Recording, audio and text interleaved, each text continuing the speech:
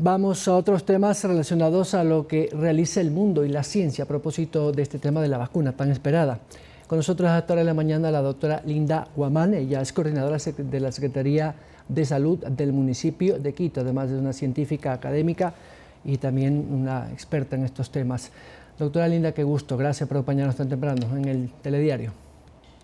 Hola, buenos días. Gracias a ustedes por el espacio. La pido que me acompañe para ver una nota que hemos destacado de la Agencia Internacional EFE a propósito de esta opción de Pfizer, que dicen que es una de las vacunas más seguras, y enseguida continuamos con usted. Veamos. La farmacéutica estadounidense Pfizer anuncia que su vacuna contra la COVID-19 es eficaz en un 90%.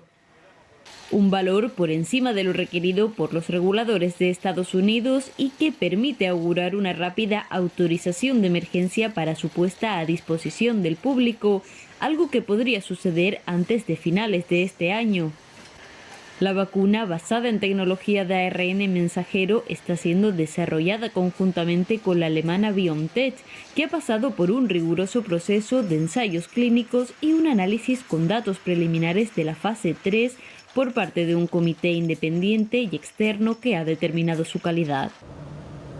El alto nivel de eficacia se ha logrado 7 días después de la segunda dosis, es decir, 28 días después del inicio de la vacunación, que requiere 2 inyecciones. Pfizer detalló que esperan tener 2 meses de datos de seguridad acumulados en la tercera semana de este mes de noviembre, con lo que podrían así satisfacer los requisitos de la Agencia de Alimentos y Medicamentos de Estados Unidos para pedir la autorización de emergencia. Una vez obtenida, la vacuna podrá ser distribuida y administrada. Las proyecciones de Pfizer prevén la producción global de hasta 50 millones de dosis de la vacuna en 2020 y hasta 1.300 millones de dosis en 2021. Doctora Linda Guamán, ahora sí entremos en detalle científico. Usted había comentado en una declaración a un medio, anoche realmente, que se debería probar otras vacunas o tener otras opciones, pero de la que se conoce, tiene la seguridad, como lo han dicho sus fabricantes, más del 90%, digamos que es la que más seguridad le daría a la comunidad científica y médica. ¿A qué otras vacunas podríamos nosotros como país tener opciones? Bueno, tenemos por lo menos 10 vacunas en fase 3. Esto quiere decir que probablemente en las siguientes semanas vamos a tener, al igual que en el caso de Pfizer, los resultados de eficacia. Entonces, en el caso de Pfizer, tuvimos hace pocos días, este anuncio comercial. Y digo que ha sido comercial porque hasta el momento ellos no han presentado datos de tipo evidencia científica en una revista que se hayan publicado y que nosotros podamos revisar. Tenemos el anuncio del 90% de eficacia, sin embargo, nosotros no hemos podido ver los datos. Obviamente, estas empresas son muy serias, difícilmente esos datos no corresponden a la realidad, pero debemos revisarlos. En ese sentido, creería yo que las otras empresas, por ejemplo, AstraZeneca, Moderna, deben estar también en estos días publicando los resultados de fase 3. Entonces, es por eso que nosotros, desde, por ejemplo, la Secretaría de Salud, creemos que deberíamos entablar conversaciones con la mayor cantidad de empresas, obviamente sin ningún tipo de compromiso, pero sí estar vigilantes porque eventualmente podríamos tener más de una vacuna que sea aprobada por la FDA. Sí, efectivamente también es un juego comercial, lamentablemente tenemos que reconocerlo. Los laboratorios médicos son negocios y efectivamente pues en esta situación cada uno también se vende o se mercadea de acuerdo a su capacidad. Los rusos han dicho igual con la famosa Sputnik V, que según ellos también tiene un 92% de seguridad, pero entiendo que tampoco hay ningún paper académico, ninguna revista especializada como Lancet, por ejemplo, que entiendo que es un referente para ustedes los científicos, de que dé precisamente eso, la evidencia científica de que tendría esta seguridad. ¿Qué elementos científicos requiere la comunidad médica y en este caso ustedes, como Secretaría de Salud para poder recomendar al Comité de Operaciones de Emergencia, en este caso, para que pueda apuntar a una de estas opciones? Bueno, requerimos ahora mismo de dos cosas. Por un lado, que se haya probado que la vacuna despierte en la persona que la recibe gran inmunogenicidad. Eso quiere decir que haga anticuerpos en contra del virus. Esto es una evidencia de que probablemente se va a poder defender si estuviera en contacto real con el virus. Por un lado eso, no sé, que se haya analizado que esa persona produzca anticuerpos, pero por otro lado viene la seguridad. Es decir, haber acompañado a esta persona, perdón, por un lapso de tiempo suficiente para que se evidencie la presencia o no de efectos colaterales. Ahora mismo, por cómo se va el desarrollo de vacunas en todas las empresas, este acompañamiento para ver seguridad ha sido muy corto. Tenemos apenas algunos meses y a unos miles de personas que han sido involucrados en los estudios. Entonces, la parte de seguridad con esta vacuna, con la de Pfizer o con la de Moderna, se puede decir que se tiene más confianza porque no se está introduciendo el virus. Se está introduciendo la instrucción a nuestras células para que seamos nosotros mismos los que al interior en la célula produzcamos una proteína que antes la hacía el virus. Entonces, te da un poco más de seguridad. Entonces, nosotros vemos esos dos criterios: evidencia de que funcione, de que nos defienda, y evidencia de que sea segura.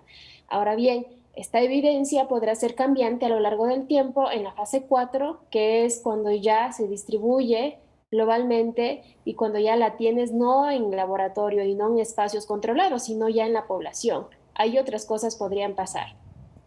Sí, efectivamente, lo que usted acaba de decir, usted como un especialista en microbiología debe saber que vamos, es así.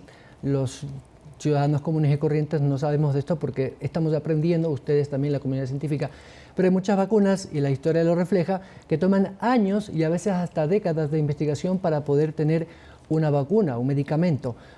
Para este caso, por el apuro quizás, por el impacto económico y sanitario que ha generado en el mundo, en un mundo moderno, y que se supone que con las nuevas tecnologías debería haber algo mucho más rápido. Hay una carrera también entre la realidad sanitaria y lo que la ciencia tiene que tomarse para sacar de la experimentación a un medicamento seguro.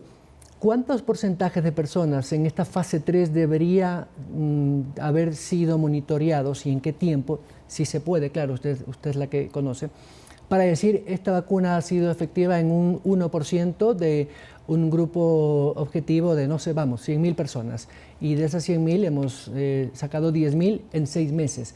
¿Cuáles son más o menos los parámetros para poder tener un poco de seguridad, por lo menos, de que efectivamente estos pasos científicos, académicos, de rigurosidad se van a dar y no será algo un poco experimental y que luego de 6 meses haya efectos contrarios?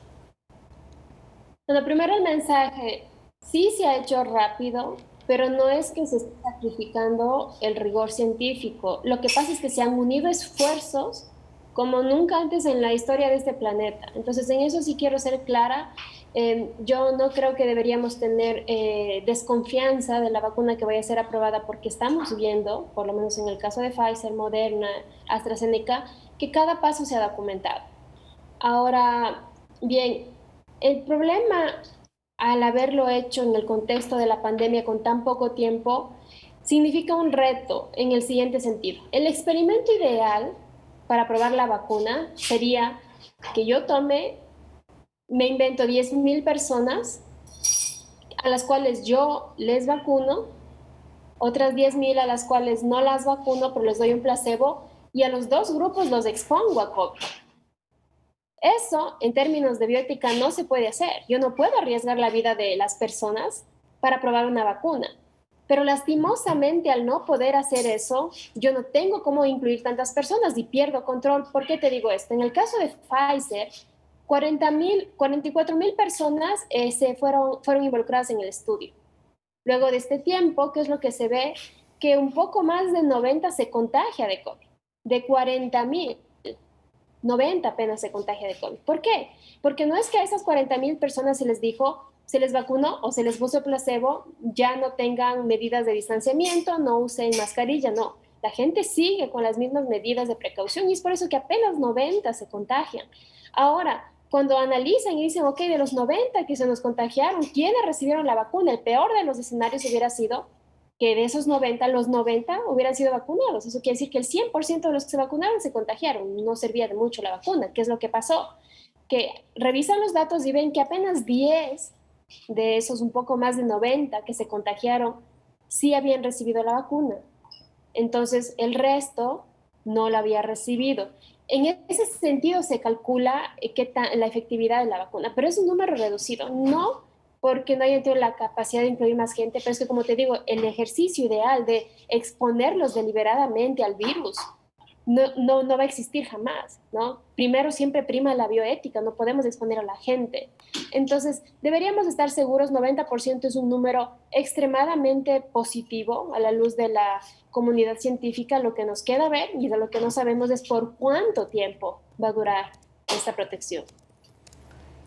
Doctora, para ser un poquito más pedagógicos y que la gente pueda entender entre lo que sería una vacuna o lo que es una vacuna y lo que es un placebo, para poder entender un poco cuál es el efecto de estos medicamentos. Vamos. Bueno, para las personas juega un papel importante la sugestión, en el sentido de decirte: yo te estoy dando un medicamento porque tienes alguna dolencia, y probablemente tú, por el hecho de saber que te dieron algo, te sientes mejor. Eso pasa a veces con los niños, ¿no? Cuando los niños dicen: me duele la barriga, y tú de pronto le das alguna cosa y le dices: ah, no, ya me pasó. Eso pasa muchísimo con los adultos. Nosotros nos autosugestionamos de que porque sabemos que estamos recibiendo algo, nosotros nos empezamos a sentir mejor. En el efecto placebo hemos visto esto: personas a las que les vacunas y de pronto esa vacuna era agua y la persona se siente mejor. En este caso puede ser un medicamento, solamente por el hecho de haber recibido algo que ellos consideran que es el tratamiento. Entonces, el placebo funciona así: el no decirte a ti: yo te estoy vacunando con la que es la vacuna, la que va a funcionar, o te estoy vacunando con algo que es simplemente un control, que es agua. La idea es que tú no sepas y que al interior de ti no tengas cómo tener comportamientos de: ya estoy protegido, ya me vacunaron, o no estoy vacunado. Entonces, eso es lo que se intenta, por eso se llama un estudio ciego, en el cual los investigadores no saben quién de hecho recibió la vacuna. La gente que se vacuna, de hecho, no sabe si le pusieron la vacuna o si le pusieron el placebo, que es como este control. Incluso los que analizan los datos muchas veces no saben, y solo al final se devela. Y es importante hacer estudios de este tipo, en el que tengamos diferentes partes que sean ciegos, para que no tengamos una tendencia de: yo estoy analizando los datos, ya sé que es el grupo vacunado, ¿no? Y tengo este sesgo. Eso es lo que intenta quitar el efecto placebo, estos sesgos que tenemos. Doctora Linda, si me permite cambiar al tema específico de Quito. Hemos rebasado ya la cifra de 180.000 casos confirmados con PCR, con las pruebas, y Pichincha supera ya los 64.000 casos y Quito 59.211. Vamos muy rápido para llegar a los 60.000. Decía la Autoridad Sanitaria Nacional que mientras más pruebas de PCR se hagan, más casos van a salir positivos. Esto es evidente. Pero ¿ustedes en Quito creen que esta primera ola se mantiene? Porque hay gente que dice que ya vamos a entrar a la segunda ola. Quizás un poco de especulación también y de subjetividad, porque es un tema tan difícil de poderlo medir. La comunidad científica está para eso. Pero Quito ha mantenido un crecimiento, digamos que una curva como sostenible. ¿Es manejable esto? ¿Qué recomendación dan ustedes una vez que más pruebas se hacen y más se detecta? Es por eso que es importante analizar más de un indicador. El tema de las pruebas, como tú bien indicaste, puede ser sujeto del siguiente análisis: hago más pruebas, identifico más casos. Y yo creo que es por eso que Quito constantemente se ha encontrado arriba de Guayaquil en el número de casos positivos, pero nosotros hacemos por mucho más pruebas que en Guayaquil. Ahora, analicemos otros indicadores que nos pueden mostrar mejor el estado. El exceso de mortalidad es uno de esos. Es un dato robusto, es un dato crudo, que el registro civil lo suele mostrar. Tú tienes el mismo periodo del año, en el 2019, analizado versus el 2020. Tú identificas ahí si existe exceso de mortalidad versus el año pasado y vemos que es así. Ese es un dato mucho más robusto. Nosotros seguimos teniendo exceso de mortalidad versus el año pasado, por lo tanto sabemos que ese indicador es confiable. Otro de los indicadores que manejamos en la Secretaría de Salud es la ocupación de las camas, especialmente aquellas destinadas para cuidados intensivos, que en las últimas semanas tuvo una ligera desaceleración, pero hemos visto en los últimos días cómo estas camas se han ido ocupando, especialmente las de cuidados intensivos para COVID, llegando al punto de estar casi ya en ocupación máxima. Esos datos son mucho más robustos para nosotros. Y otro que deberíamos evaluar, como tú bien indicabas, nosotros tenemos una curva sostenida en el tiempo. No hemos tenido este pico que tuvo Guayaquil, que lo llevó a tener más de 10.000 muertos. Quito, teniendo muchos más casos, tiene un poco más de 1.500, si no estoy mal. Esa es una gran diferencia. En Quito tenemos este crecimiento sostenido que, de acuerdo a los epidemiólogos de la Secretaría de Salud, no nos deja decir que tenemos una segunda ola, es que ni siquiera terminamos la primera, de acuerdo al análisis que ellos han hecho. Seguimos en este crecimiento sostenido que podría eventualmente convertirse en un pico, probablemente si no controlamos lo que van a ser fiestas de Quito, las actividades de Navidad, Año Nuevo y también la campaña electoral, que puede ser un foco grande de contagio. Precisamente esos son elementos súper básicos de tener en cuenta, pero hay algunos médicos que he escuchado y he leído que dicen que la carga viral es menor en Quito, o el virus ha mutado, digamos, está en otra fase el virus y por lo tanto no tiene esa misma agresividad, aunque efectivamente es letal siempre, pero que la carga viral es menor y que esto implica que los síntomas o la sintomatología de muchos pacientes sea leve y solo en casos muy extremos por comorbilidad, enfermedades preexistentes, edad, etcétera, etcétera, calidad de vida, pueden darse ya los casos más graves que necesitan una unidad de cuidados intensivos. ¿Esto puede ser un indicador también? Mira, de lo que yo tengo entendido, no existe una regulación que exija que los laboratorios reporten los resultados de COVID con carga viral. Te digo esto porque yo he revisado muchos de diferentes laboratorios privados en Quito y tengo evidencia mixta en el sentido de que algunos te dicen positivo o negativo, porque de hecho se considera que el diagnóstico de COVID es cualitativo, es decir, positivo o negativo, muy pocos con carga viral. Por eso es que yo no necesariamente estoy de acuerdo en lo que los colegas médicos hayan dicho. No creo que tengamos evidencia robusta de la carga viral, puesto que no necesariamente esta se declara en los laboratorios. En muy pocos casos yo he visto carga viral. En lo que sí estoy de acuerdo es que existe evidencia que ha correlacionado una carga viral baja con una mortalidad baja igualmente.